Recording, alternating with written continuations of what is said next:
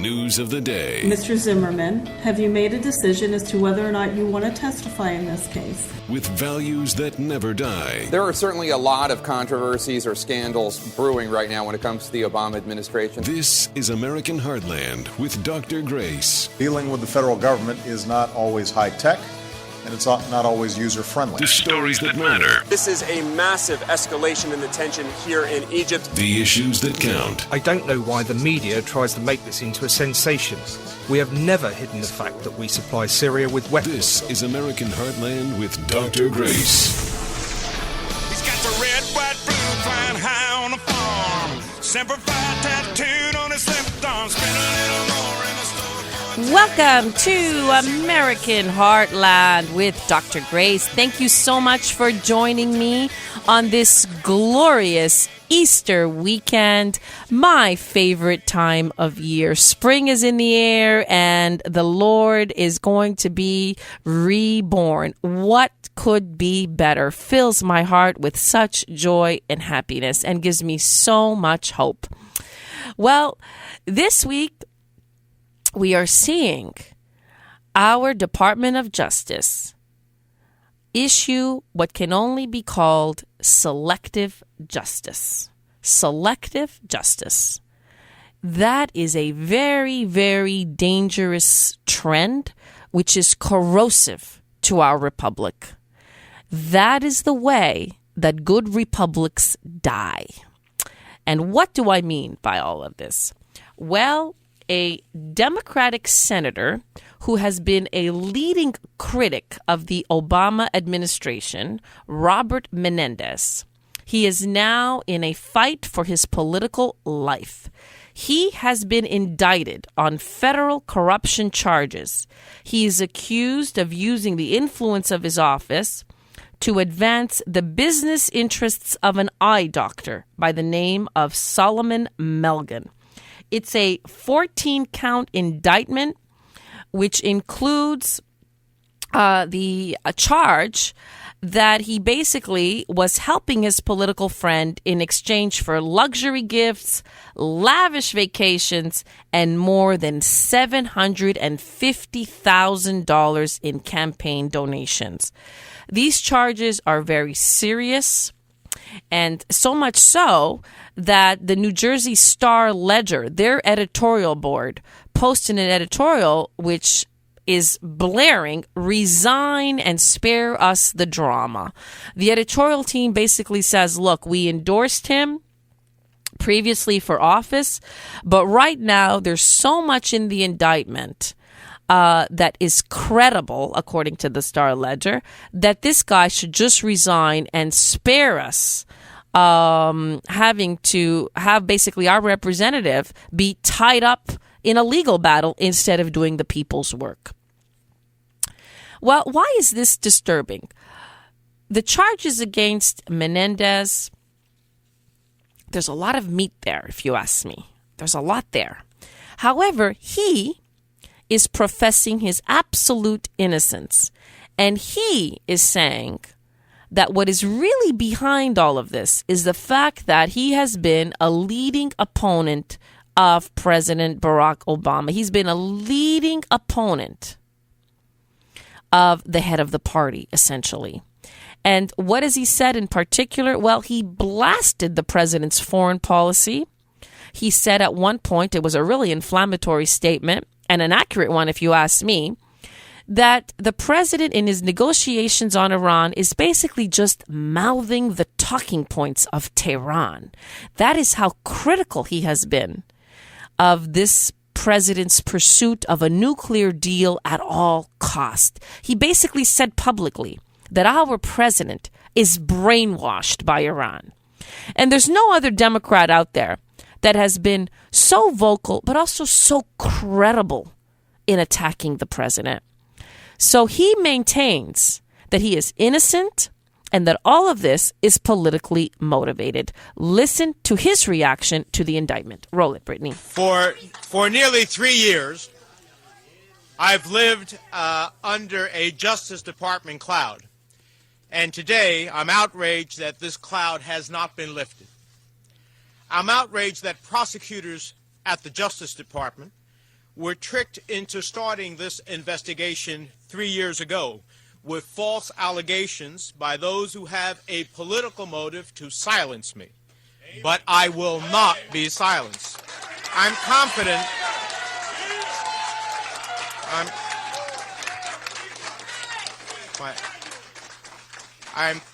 I'm confident at the end of the day I will be vindicated and they will be exposed. Well, he is professing his innocence. However, he did admit that he did take gifts from that wealthy Florida eye doctor, and that he twice flew on his jet to a luxury resort in the Dominican Republic in 2010. And he kept that a secret, which is a violation of the Senate ethics rules, and he only refunded the doctor after he was caught. So, regarding his innocence, let's wait and see till all the facts come forward. However, what we know for sure is that our Department of Justice is not unbiased in upholding the rule of law. We know that also the Department of Justice told us this week that they will not prosecute Lois Lerner, the woman who headed up the IRS's tax-exempt division, the woman who refused to tell the people in congressional hearings what had really happened, why she singled out conservative organizations for denial of tax-exempt status and harassment. So the Department of Justice is not going to prosecute Lois Lerner even after the House of Representatives voted to hold Lerner in contempt of Congress, and they recommended that she face criminal charges for her actions. Look, this is outrageous. If we are going to believe that the Department of Justice really cares to uphold standards, then they should be meting out justice with an even hand. The same ferocity, the same thoroughness, the same determination that they are using to go after Robert Menendez, they should be using to go after Lois Lerner.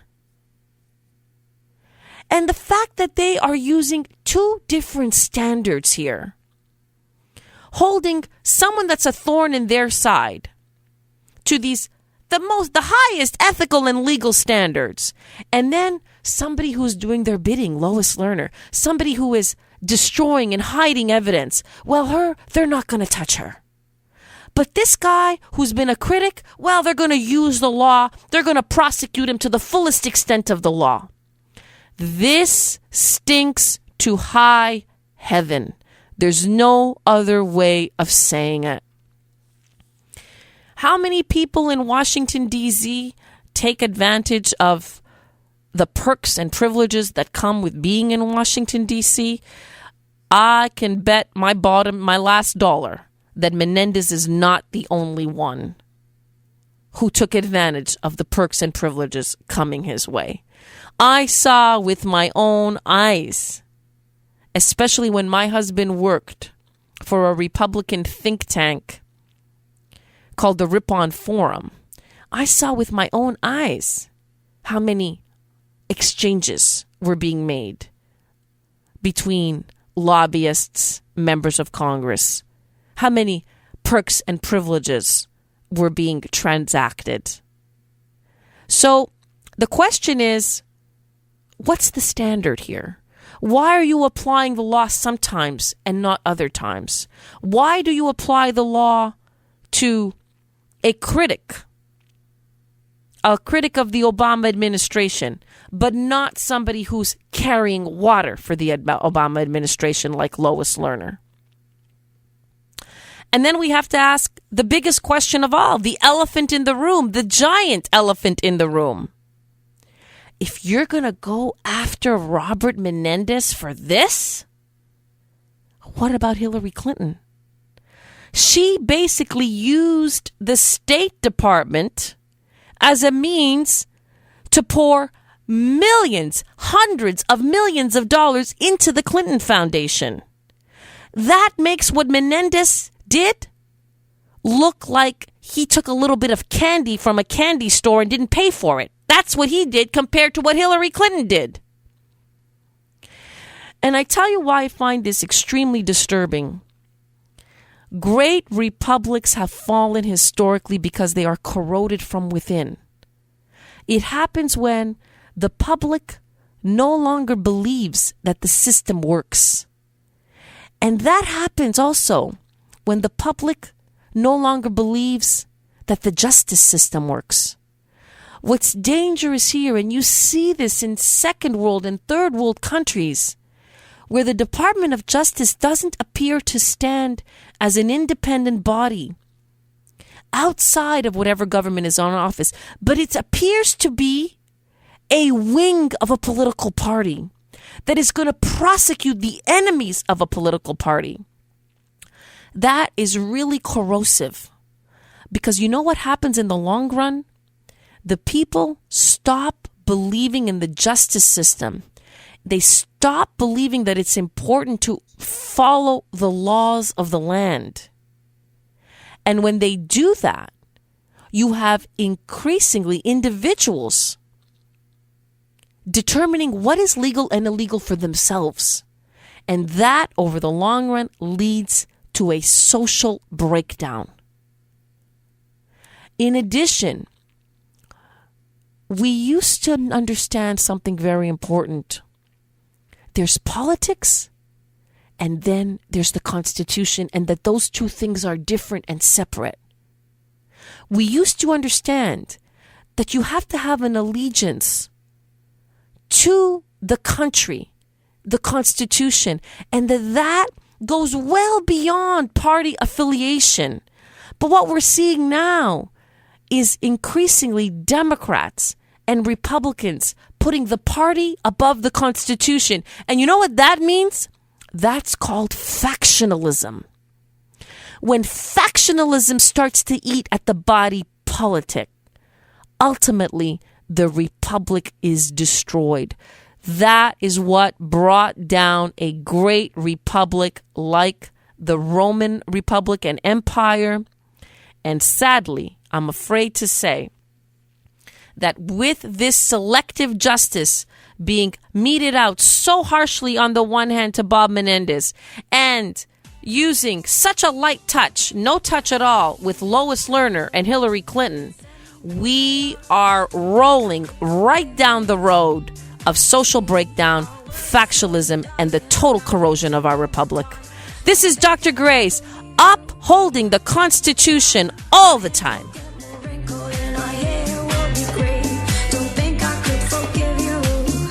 This is American Heartland with Dr. Grace. The stories that matter, the issues that count. This is American Heartland with Dr. Grace.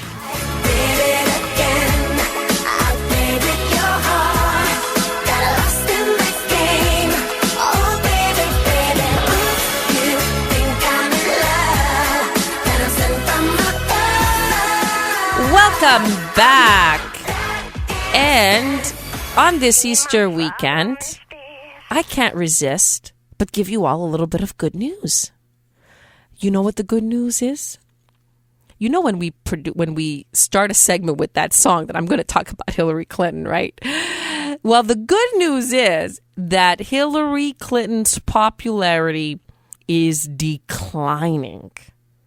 And I told you it was going to happen. And guess what? It's going to continue to happen. In part because of pundits like me and many other conservatives, and because of very brave folks like Trey Gowdy, all people who continue to expose what a corrupt, deceptive criminal Hillary Clinton is. Well, what's the latest numbers here? Americans who express a favorable opinion of Clinton is down now, according to a poll by ABC performed by Langer Research. This poll says that those who express a favorable opinion of Clinton is down from a record 67% more than 2 years ago to now 49%. It's the lowest since she ran for the nomination in 2008. And check this out. Nearly as many Americans, 46%, see her unfavorably. That's up 20 percentage points from its low during her term as Secretary of State. So in a nutshell, her poll numbers are dropping like a stone. And I wrote an article a while back during the summer where I said, you know what? Hillary does best when she's quiet. When we don't hear from her too much, her poll numbers soar. When she starts to open her mouth, her poll numbers drop. And her poll numbers have begun to drop ever since she launched that book tour of hers, which she thought it was going to augment her popularity and be the precursor to her presidential bid. Instead, that book tour got her to open her mouth. And when she opens her mouth, we see that she's a lousy candidate. She made gaffe after gaffe after gaffe, saying, for example, that after she left the White House, her and her husband were dead broke, which wasn't true. And she made a number of gaffes when discussing foreign policy. And in the last couple of weeks, the public is seeing, thanks to Valerie Jarrett, who is leaking information like crazy, that Hillary Clinton, as Secretary of State, was not only grossly derelict in her duties in Benghazi, which led to the death of 4 people, but she was also involved in what I call, honestly, it's a criminal conspiracy with her husband to use the office of Secretary of State to enrich themselves. So they were basically pimping out the office of Secretary of State, just like they pimped out the Lincoln bedroom when Bill Clinton was in office. And we now know, through all the dirty evidence that is coming forward, that she was using the office to help her brother, for example, which we covered last week, to help her political confidant, like Terry McAuliffe. And information is coming out that she was also doing some favors for her longtime aide, Uma Abedin.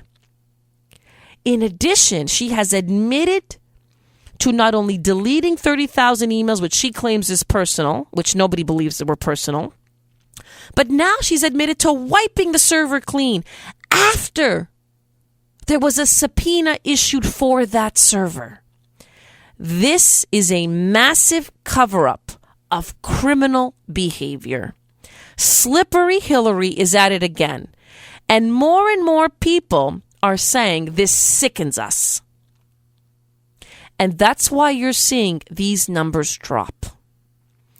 To all of the feminists out there, I say to you, do we really want, even if your fantasy comes true, if you're a Democratic feminist, that we get the first female president of the United States? Do we really want our young ladies to see this criminal as a role model? Do we really want the first female president to be her? You know, I don't like to play gender and race. I think that's a snake pit. But even if we say, you know, it helps African Americans when they see other African Americans in positions of power. It helps women when they see other women in positions. It inspires them and makes them believe they can do that. I can grant that argument. Even if we concede that, do we really want her to be the one that goes down in the history books as the woman who broke the ultimate glass ceiling? This criminal who belongs behind bars? So what's happening now? Well, we know that behind the scenes, Valerie Jarrett and Barack Obama are sabotaging her. That's what's really going on. There's a rift in the Democratic Party. Ed Klein wrote a piece in the New York Post exposing it. And he traced all of this damaging information to Valerie Jarrett. And we also know that the New York Times and the Washington Post are piling on And they're reporting on all of the criminal behavior of Hillary Clinton. So this is why the poll numbers are dropping, because the mainstream media, once in a while, when it's in their self-interest, does their job half right. So this is happening, and we see that the media is slowly puffing up some other candidates. You hear the name O'Malley mentioned over and over again. The man who was the governor of Maryland. And he's in the news a lot, and he's getting a lot of favorable coverage. And of course, there is now the new Barack Obama. She's the Senator of Massachusetts, Elizabeth Warren. The new person that gives Democrats a thrill up their leg. The one without much political experience that is nonetheless captivating so much of the Democratic base. Well, what we hear on the airwaves now is a lot more attention to Elizabeth Warren. And we're also hearing the likes of Rachel Maddow egging her on and helping someone like her draw contrasts with Hillary Clinton. I want you to listen carefully to this exchange between Rachel Maddow and Elizabeth Warren. Roll it, Brittany. Democratic Party any better at that than the Republican Party, though? I mean, is the Democratic Party stronger on that? I mean, I know this is your cause. I know there are a handful of other economic populists in the Democratic Party who are high-profile folks. But I think about, Senator Schumer is ascending in the leadership. And the Democrats, he's received a ton of Wall Street money. He's a New York senator, I get it, but he's been not a critic. I look at Senator Clinton as the expected nominee. I don't see any distance between her and Wall Street interests there. Is there any difference between Democrats and Republicans on that? Look, we are the ones, we the people, we the folks who say we are not going to put up with this anymore. Look at where Americans are on this. Americans say we have to rein in the biggest financial institutions. We need some accountability on Wall Street. Rachel Maddow saying there isn't much difference between Hillary Clinton and the Republicans. That's as close as you're going to get to Elizabeth Warren. You give me a thrill up my leg and she doesn't. You see it now nakedly and openly. The puff questions going to Elizabeth Warren. And she's basically begging her to not only challenge Hillary Clinton, but knock her off as the front runner so we can get another lightweight, another Senator Barack Obama called Elizabeth Warren. Listen to more of this exchange. Roll it, Brittany. I think the reason there's been so much clamor around the prospect of you running for president, even though you don't want to, is because I think people are worried about the Democrats' chances of holding on to the presidency in 2016.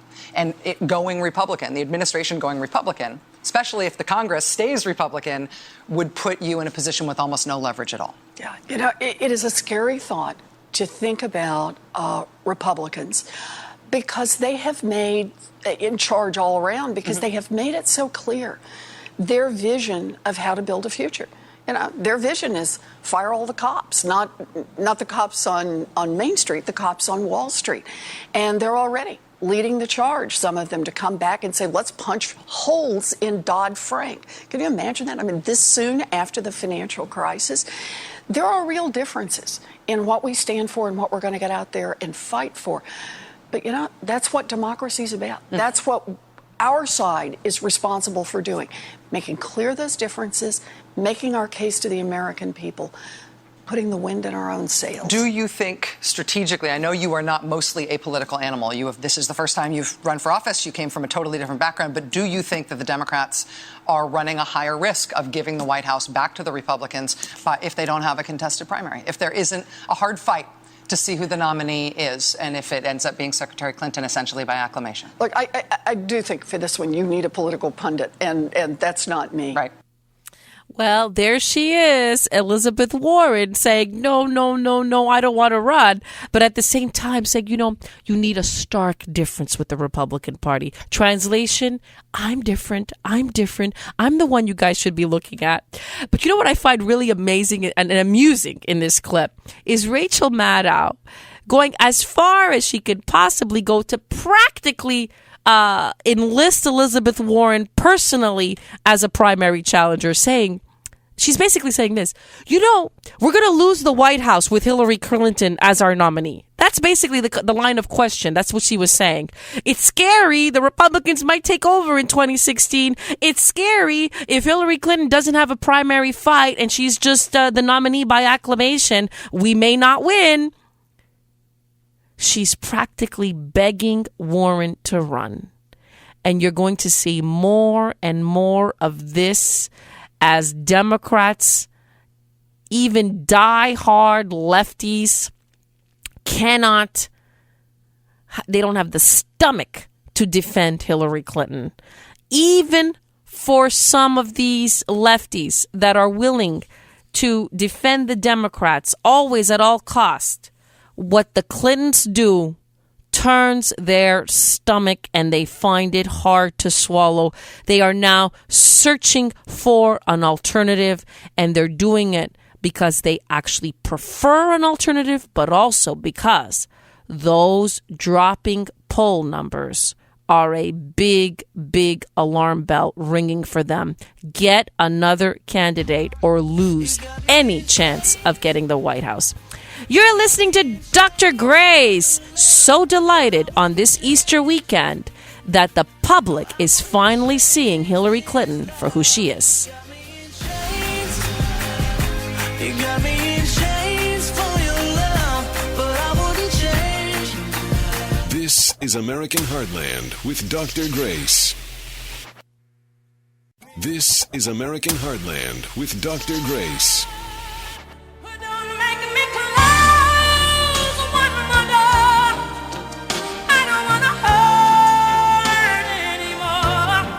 Welcome to American Heartland. This is Dr. Grace, the editor of Politics and Culture at worldtribune.com. It is Easter weekend, my favorite holiday of the year. I love Easter because it's springtime, and more important, because of the Christian meaning of the celebration. To truly be Christian is to revel in Easter. And Easter brings me so much joy. It is my distinct honor and pleasure on this Easter weekend to welcome my good friend, the esteemed Renaissance man, radio host, and best-selling author, Carl Gallups. Carl, welcome to the broadcast. Dr. Grace, thank you so much. You're very kind in your introduction. God bless you. Well, I want to tell the folks out there who may not know that you have written some books that have been really runaway bestsellers. They need to get a hold of these books. You wrote The Magic Man in the Sky, The Rabbi Who Found Messiah, and now today, this is what we're going to talk about today. It's your latest book, Final Warning, which, as you told me before you got on the air, is ranked really high on Amazon. It's #1 on Amazon, and it's in its third printing. So people are just picking this up. It's selling like hotcakes.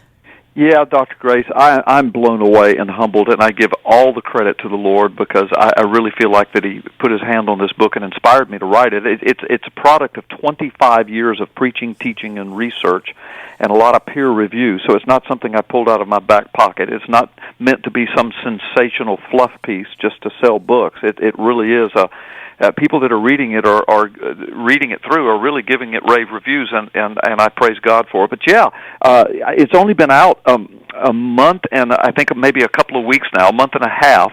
It's already in its third printing, getting ready to go to its fourth printing. It has been out of stock on Amazon for over 3 weeks.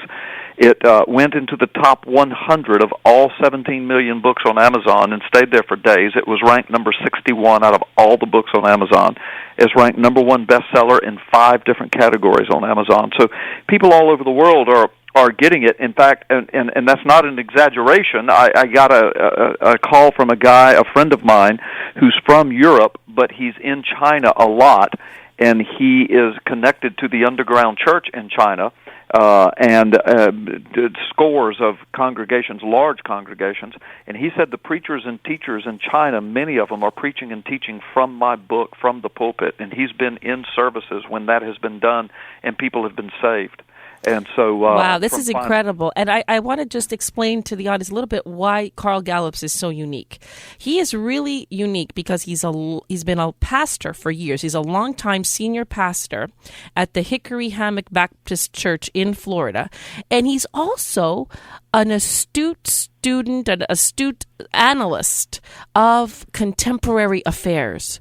And so it's rare to have that kind of dual knowledge, both of the Bible in the depth that you know it, and also to be so skilled in contemporary affairs. And I think this book is so original because you're saying, do we see signs today that prove that revelations are accurate, right? Yeah. The book of Revelation particularly is what I focus on, and it's not just another book on Revelation. This one has astounding, and I'm going to say even sensational revelations in it from the book of Revelation. But everything that I say in the book is backed up by impeccable resources. I'm talking about National Geographic and mainstream media, science journals, history journals, military journals, language departments of major universities, and of course contextual biblical study and respected commentators and theologians, etc. But so it's not just some preacher going on a rant about Revelation, but what I have discovered in the last 25 years, and I've watched it continually unfold just to my shock as I felt like I was onto something. There are key words coded into the book of Revelation throughout that seemed odd for 2,000 years. In other words, there are places where it says, and the name of this event is Wormwood, right? There was a name there. And the name of this person that does this is Apollyon or Abaddon. This occurs on the Euphrates River. This happens here. This looks like this. This happened here. And so there's some keys. I mean, Revelation is 22 chapters long, so there's a lot of material, and it's written in highly symbolic and cryptic language, because you got to remember, Dr. Grace, this guy John that wrote it under the inspiration of the Holy Spirit, he's on a rock prison camp island on Patmos in the Roman Empire 2,000 years ago. They're still riding camels back then, Dr. Grace. So how does a man who's thrust into our lifetime and beyond, how do you describe, when you're riding camels and walking everywhere you go, how do you describe Apache attack helicopters and tanks and nuclear weaponry and massive armies of tanks and helicopters and heavy equipment rolling across the desert floor? How do you describe scenery like perhaps 800 oil wells set on fire and nuclear plant explosions and nuclear bombs and skyscrapers and cities and interstate highways and airplanes and technology, internet and computers? I mean, how do you describe that? That would look like science fiction to him, but it's all everyday life for us. We take for granted cell phones and satellite television and on and on and on. But yet those things are all alluded to in the Scriptures, and particularly in the book of Revelation. And how do we know that? Is it just because some preacher wants to think he sees these allusions? No, because John was told, scattered throughout Revelation, write this down. The name of this is so-and-so. And so for 2,000 years, people have guessed and tried to figure out, well, what does that mean? And they've come up with all fanciful interpretations. But what I've discovered in our historical lifetime, these key words have specific correlations to events that have happened in our world and in our historical lifetime. Mm-hmm. And particularly in the 20th and the 21st centuries, you're seeing like an acceleration of the events that were foretold in Revelations. You're seeing an acceleration of that in our time. Yes, a huge acceleration. And by the way, that's another biblical fact. I mean, even Jesus spoke of, and the Scriptures speak of the feeling of the speeding up of time, and time will be shortened, and for the sake of the elect, those days will be cut short, et cetera, et cetera. There are all kind of allusions to, these things will come like a flood, the Bible says. So there are all kinds of allusions in the Scriptures that as it gets closer and closer to the return of the Lord, that these things will start cramming in together. They will speed up. There will be less and less distance between the fulfilling of these prophecies. So, but I want your listeners to know, I'm not a date setter. I'm not a sensationalist. I'm a senior pastor of a good, solid, strong Baptist church for 28 years in one church on the Gulf Coast. I've preached all over the world, continue to. As you said, I've got 3 runaway best-selling books that are known all over the world. I preach in conferences, and I'm all over Christian TV and radio. So I'm not some nut tucked away in a dark corner somewhere. As you know, I've got a radio show with a huge national audience. Been on the radio as a talk show host for 12, 13 years. And that doesn't make me right in everything I say, but I'm just giving those credentials so your audience will know that I'm not just some little nut tucked away in a corner spouting off sensational things.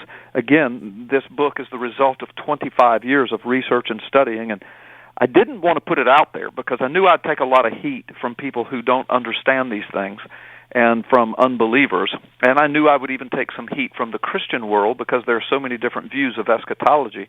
But I put it out there. God really was all over me, I feel, and I did it. And the proof is in the pudding, so they say. Right. And when you say you're not a date setter, so No. when your book is titled Final Warning, so what is the final warning, and how do you contrast that title with you saying, well, you're not saying the last days are upon us. You're not actually saying that. Well, I'm saying that the last days are upon us, but I'm not saying, that could be what? After 2,000 years of Revelation history, the last days could still be 100 years away or 200 years away. But so I am saying the last days are upon us, and I think those days started with the rebirth of Israel. And I make a big point of that in my book, but there are many other things that come right behind that have been fulfilled in our lifetime. So I do believe we're living in what I call the trumpet days. The trumpets of heaven are blowing. God is sending His warnings to the church, to His people that, look, it's getting close. It's getting time. It's time to get serious. And again, I tie a lot of those into key words. But I don't set dates. I don't say, okay, this fall at the Feast of Trumpets or the Feast of Tabernacles, the end is coming and Jesus is returning. I've never done that.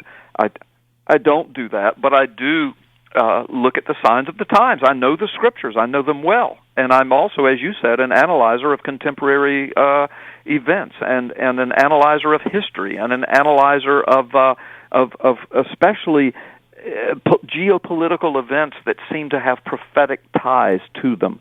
So when you look at all of these things and tie them together, yes, I would say I believe that we're living in very prophetic times. We're living in the final days. And by the way, when I say final, Dr. Grace, people that are listening that don't know the Lord especially might really be terrified by that pronouncement, and even those that do, that don't understand the word on this. So I want your audience to understand, when I say final, I don't mean the end of everything.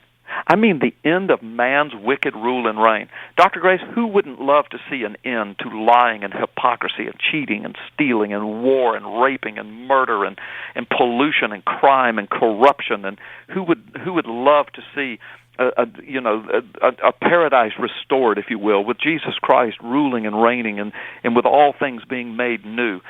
So when I say final, I'm talking about the finality of man's filthy wickedness, murderous rule and reign, and the beginning of the righteous reign of Jesus Christ. Of course, only those that that know the Lord and have believed God in His Word, will participate in that future glory. But that's what I mean. So when I speak of the last days or the final days, I'm not running around crying the sky is falling, wringing my hands, saying, it's just doom and gloom. Well, we've got some tough days ahead of us, according to the Word of God, because of man's wickedness. But when I speak of the final days, I'm speaking of the final days of man's wickedness and the beginning of the righteous rule of Jesus Christ. And what is the role of the United States in all of this? Is the U.S. mentioned in biblical prophecy? Yeah, thanks for asking that. That's a question that we could take hours. There are whole prophecy conferences that are done on that topic, so I'm going to give my little 3-minute answer, and I know some of your listeners who have studied on this for years, they're going to think this is a shallow answer, but I have to be because of radio. As I said, we could talk about this for hours, but here's my 3-minute answer. It's kind of divided into two parts. First of all, there really is no place in Scripture that specifically mentions the United States by name or specific allusion. However, there are many Bible prophecy experts and teachers of the Word, searchers of the Word, that do believe that they might see shadows of the United States. That is, speaking of a powerful empire in the last days, a power that's like any other power the world has ever seen. There are allusions to a nation that's represented by an eagle with outstretched wings. A lot of commentators and Bible theologians have seen that, and other allusions to possibly the United States. But that's part one of it. And again, I gave a 1-minute answer to an hour-long conference where I would be turning to all the scriptures and analyzing each one. But the other part of the answer is this. Listen, regardless of whether the United States is specifically mentioned in prophecy, here are things we cannot deny. The United States is unique above every nation that has ever been birthed in the history of the world. It's unique in its founding. It's unique in its flavor. It's unique in its appeal to the world. We're the only nation in the world that has to build fences to keep millions of people every year out who are trying to flood and crash down our borders, because we have some semblance of hope, some semblance of freedom and protection, some semblance of an opportunity to live a life that's halfway human in living.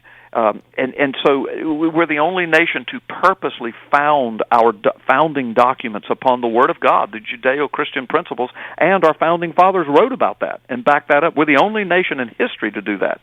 Plus, God has certainly used us. We have been used of the Lord, whether we're mentioned in Scriptures by any kind of specific allusion or not. We've been used of the Lord to take the gospel to the world. We're the most benevolent nation in the world. We send more Christian missionaries out. We produce more Christian literature and distribute it around the world than any nation in history has ever done. On top of that, we were used to rebirth the nation of Israel. We were used by God, I believe, to end World War I, to end World War II. Of course, we invented nuclear technology, good or bad, but all of that figures into prophecy as well. And we were used, as I said, not only to rebirth Israel, but to protect her all of these years until now. Mm-hmm. And so now we're getting into some prophetic images of even the United States seems to be turning its back on God's prophetic rebirth nation of Israel, which theologians have been seeing for decades. Mm-hmm. That day was coming when the Scripture speaks of all the nations of the world would basically abandon Israel so that she could be attacked by her enemies. Wow. Brilliant. Absolutely. History have said, how could this happen with America? America would never do that, but here we are. Right. As you can see, this is the reason that Final Warning is a runaway bestseller. You're going to want to buy this book. The question that Gallups so brilliantly answers is, how do the events of the 20th and the 21st century relate to what the Apostle John wrote in Revelations several thousand years ago? Amazing work, brilliant analysis today on the air with us, Carl. It's always a pleasure to have you. Where can folks buy this book? Oh, it's available anywhere where good books are sold, but of course the big places, Amazon.com, and it's very easy just to remember this, Gallups.com, Gallups, and that takes you straight to the publishers, WND Books out of Washington, D.C. All of my books are published by them. They're a major publisher. You can go to Gallups.com, see all of my works, order them there, get autographed copies there, or go to Amazon. They are sold out on Amazon, but they're basically sold out everywhere right now. But go ahead and put your order in, and as soon as the publisher gets them to those distributors, they'll ship right to you. Wonderful work, Gallups. I am so impressed by this Renaissance man. He's also the host of Freedom Fridays with Carl Gallups every Friday on WEBY. You're going to want to listen to his show as well. Thank you for being with us, and happy Easter to you and your whole family, Carl. Same to you, Dr. Grace. God bless you, and pray you guys have a wonderful Resurrection Sunday, and give my love to your family. Thank you for having me on today. Sure will. Bye-bye. Bye-bye. Thank you for listening to that. I'm inspired by his knowledge, and like I said, that is a must-read book. This is Dr. Grace, upholding values that never die. Yeah, and when all my strength is gone, and you I can be strong. The stories that matter, the issues that count. This is American Heartland with Dr. Grace. This is American Heartland with Dr. Grace. Shut up, just shut up, shut up, shut up, just shut up, shut up, shut up, just shut up, shut up, shut it up, just shut up, shut up, shut up, just shut up, shut up, shut up, just shut up, shut up, shut up, just shut up, shut up, shut it up, just shut up, shut up. We try to take it slow. Well, this Just Shut Up segment kind of breaks my heart, to be honest with you. I am generally a fan of Pat Buchanan. He gave in the 90s one of the most brilliant speeches I ever heard in my life. It shaped my worldview. It really helped me to consolidate who I was going to be as a conservative activist. And yet, on the issue of how to deal with Iran, he and I are at odds.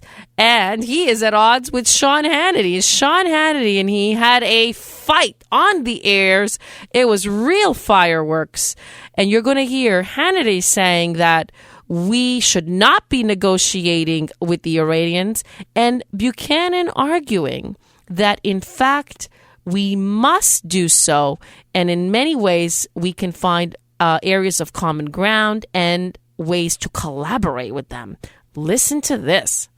The reason Iran's there's going to be a power in the Gulf is because your president, George W. Bush, invaded Iraq and turned it into an ally of Iran. Excuse me, Pat, if you're going to bring it up, point out that the surge worked and Bush's admonition in 2000. Hang on. And this 2007, if the admonition of keeping intelligence and training troops on the ground were met by Obama, we wouldn't be in this position, would we?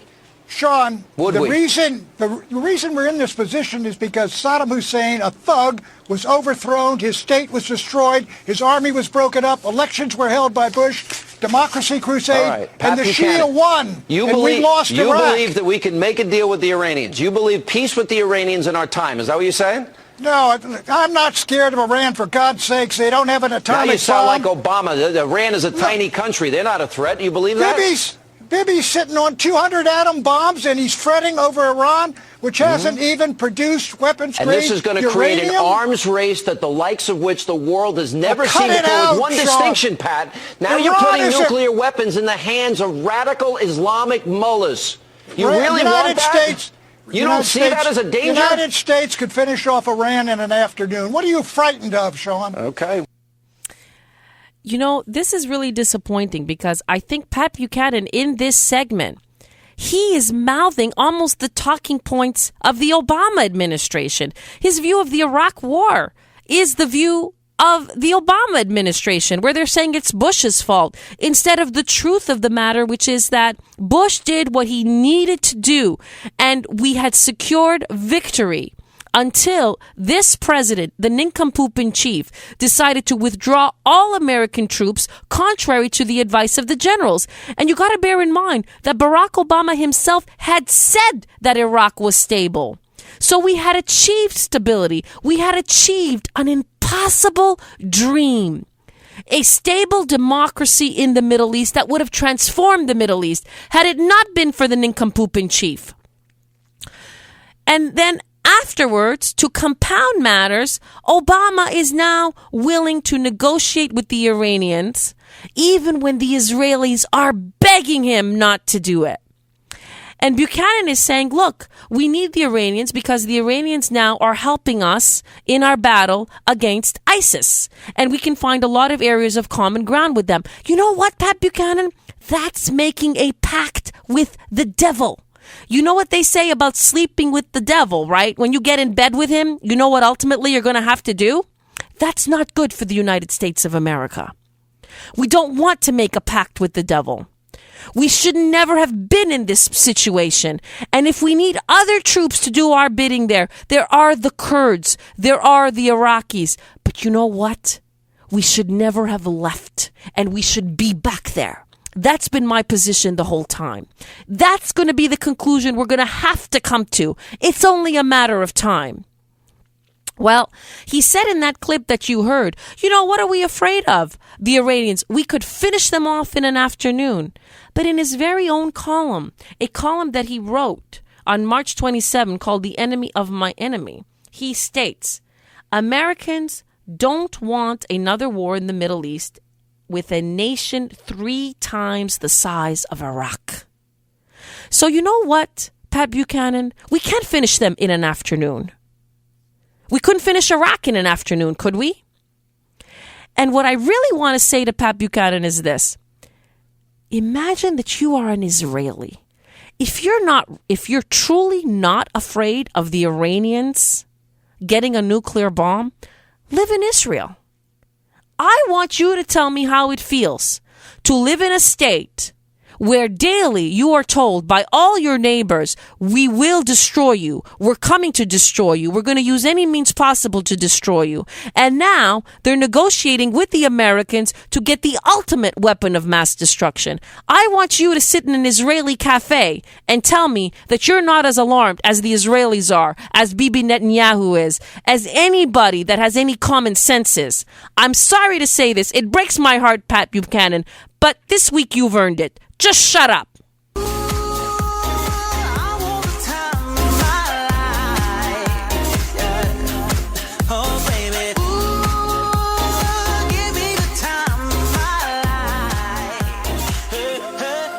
Hey, well, you know me. I'm a happy-go-lucky, optimistic person, so I like to find the good. That's just me. And in our grab bag today, I have a couple of clips that I want you to hear. You all know that I'm originally from Montreal, Canada. And growing up in Montreal, Canada, we all fell in love with a 12-year-old singer by the name of Celine Dion. She captured our hearts as, when I was residing there.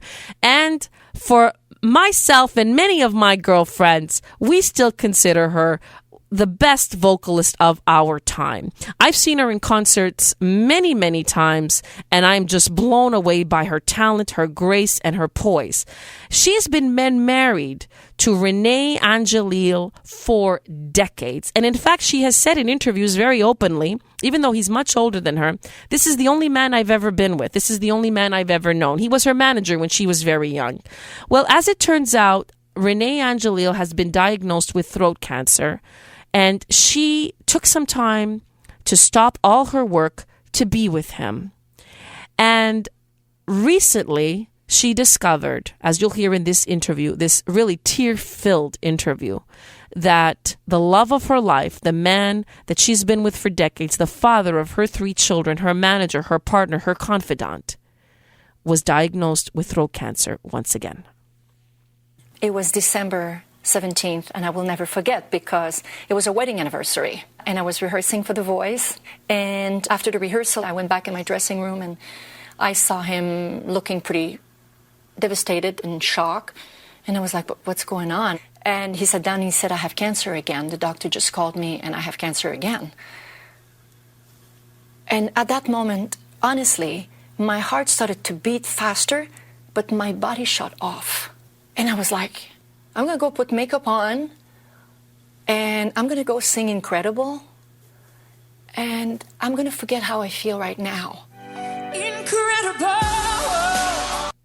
What a remarkable woman. And in that interview, she explains that she feeds her husband through a feeding tube 3 times a day now. He can't speak and he needs her help. He's in really, really bad shape. And she even gets her children to participate in that so that they're not scared of the state that their dad is currently in. Well, she has announced that she will go back on the stage in the summer, and for many reasons. One of them is she and he want to continue to live as much as they possibly can. Roll it. Millions of people in the world, they go through this drama. And a lot of them, even worse, they don't even have time to say goodbye. And you know what? I'm amazed how fortunate we are.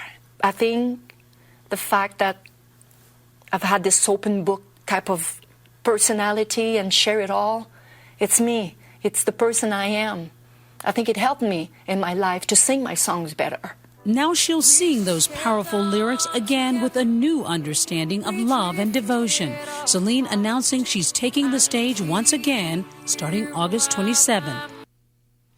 Well, our heartfelt prayers go out to Celine Dion, her children, and her husband as they deal with this devastating ordeal. You know, when she gave that interview, it took me back to a very sad day in May of 2006. I was actually a professor at Howard University, and I got a call in between classes. I took that call. It was my sister telling me that my mom was diagnosed with oral cancer. And I can relate so much to what Celine Dion said. Everything stopped for me at that moment. And yet I had to go back into the classroom and perform. And I did, and I don't know how I did, and I managed to deliver that lecture. And then for the next couple of years, my life literally stopped as I dropped everything to be by her side until the very end. Well, my heartfelt prayers go out to that graceful woman, Celine Dion, and her family. I'm thinking of you on this Easter weekend, and I also applaud you for standing by your man, putting everything on hold to take care of him, and in whatever days and months you have left, living life together to the fullest. Hey, everybody, I want to wish you all a really happy, loving, fun-filled, joyous, blessed Easter right from the bottom of my heart. You know, in my family is going to be a lot of noise, a lot of food, a lot of candy, a lot of chocolates. I hope the same in your household too. God bless you all. Have a joyous Easter. With the stars and stripes and the eagle fly. The stories that matter, the issues that count. This is American Heartland with Dr. Grace.